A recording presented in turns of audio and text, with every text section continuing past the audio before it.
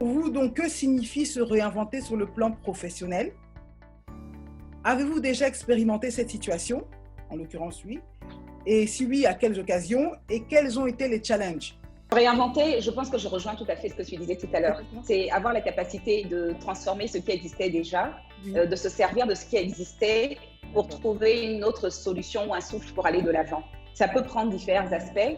D'ailleurs, je lisais un article intéressant dans la revue de Harvard qui disait que il ne faut pas forcément tout changer, mais c'est surtout savoir s'adapter et évoluer. Et pour moi, c'est ça, se réinventer. Personnellement, je dirais se réinventer, c'est le fait de pouvoir puiser en soi des talents cachés, insoupçonnés, en fait, qu'on avait, mais qui se dormaient en nous, en fait.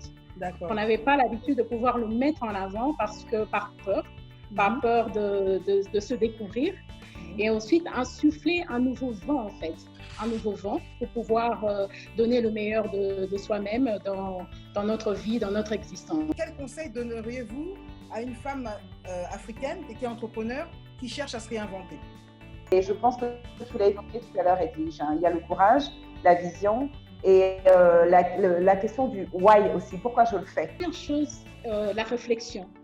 La réflexion, et on ne se lève pas le matin, on décide de tout claquer, de commencer quelque chose. La réflexion nous permet pendant longtemps de pouvoir nous dire est-ce que je prends le bon chemin? Premièrement. Deuxièmement, l'étude du marché.